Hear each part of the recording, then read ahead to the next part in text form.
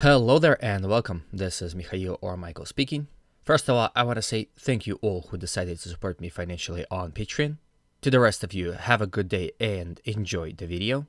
We will start with Bakhmut and then work ourselves around other front lines. So, the only change that happened in Bakhmut is actually here to the north. If you remember in the previous video, I have said that heaviest fighting are continuing here along the Vyzvoliteli Donbass Street or Liberators of Donbass Street. I also told you about a possible Ukrainian counterattack that took place here within this sector. Now the time have passed and we know for sure that as a result of heavy clashes within this area, Russians were able to advance over the Vyzvoliteli streets and establish control over this much territory. As you can see, slowly but surely there is a salient that is developing here, and soon Ukrainians might find themselves in the crossfire of Russian guns. Fighting also continues here around Post Office and Olympic School. While we're here, we should touch on Khromove as well. Situation here is quite difficult. Some sources are saying that Russians are fighting within the forest line, and that's where their positions is located.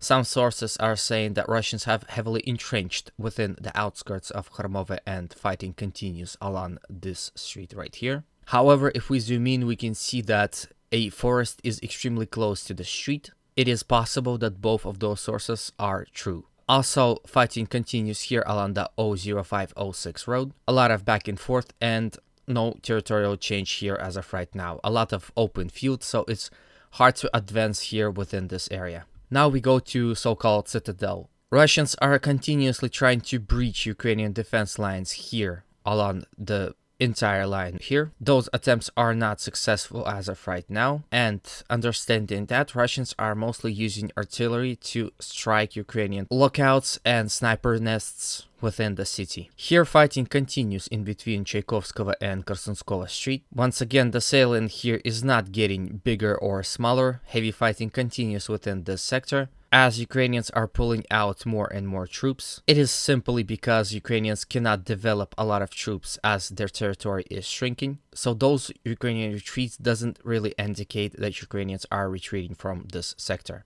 Again, with the fall of this sector, the entire Tchaikovskого Street will be under Russian control. So I'm sure Ukrainians will fight hard for this sector, for this road, and will develop as much troops as possible to hold Russians. Some limited attacks actually happened towards Ivanivsky as well, but those did not see any success. While we are still in Bakhmut, I want to show you a video.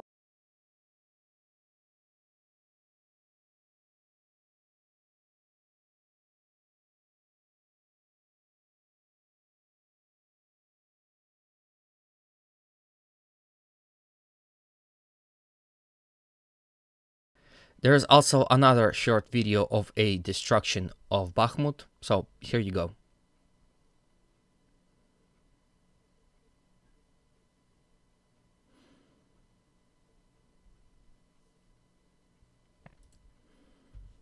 If you're wondering what you're looking at, this is the approximate POV of that camera. So if we look closer, we can see this right here. It's like a little park, and here it is right here. So video starts at something like this, and then it goes around and we can even see the stadium located somewhere far away. Let's watch that again.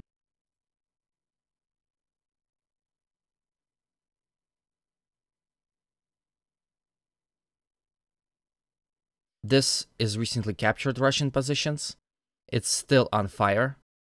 This is a result of Russian Solntsepek or TOS-1 firing. There is a Western media and pro-Ukrainian sources are claiming that Ukrainians are defending strong and wasting Russia's time while they prepare for a counteroffensive. This sort of implies that this possible counteroffensive will happen around Bakhmut, because if, for example, that offensive would happen here in Zaporozhye, it wouldn't change the situation in Bakhmut all that much. While we're here and talking about the possible Ukrainian counteroffensive, A lot of sources are claiming that Ukrainians are intensifying artillery strikes on Russian territory and are gathering a lot of artillery regiments here within Mykolaiv and Zaporozhye. So perhaps this is in preparation for a massive artillery barrage, and after that Ukrainian counteroffensive would start. But then again, Ukrainians are sending very mixed signals. This right here is a nuclear power plant. The city is called Energodar. There's a video on History Legends channel. He is describing a possible Ukrainian amphibious attack somewhere in between Mykolaiv in Kherson area and near Energodar. Now, the first month when Russians had reached Energodar, all Western media had said that Russians had took hostage the entire Europe by endangering everyone's safety and being in close proximity of a actual nuclear power plant. From what I know, there are no Russian troops within the power plant. However, I'm sure if Ukrainians want to, they can land an amphibious attack in Energodar itself, capture it, because as I heard, there are no Russian troops within it, and basically tie hands of Russian soldiers and command, because they can strike in the vicinity of that area, they can counterattack, and Ukrainians can use Energodar as a bridgehead, and Russians will not do anything about it. So at this point, Ukrainians can take hostage the entire Europe, but if that happens, of course, no one will criticize them because it's different. Anyhow, there is also interesting news that are coming here from Bilohorivka. It has been reported that Russians have successfully advanced here and have reached this plant that is located here. So they are now fighting for it and along those roads.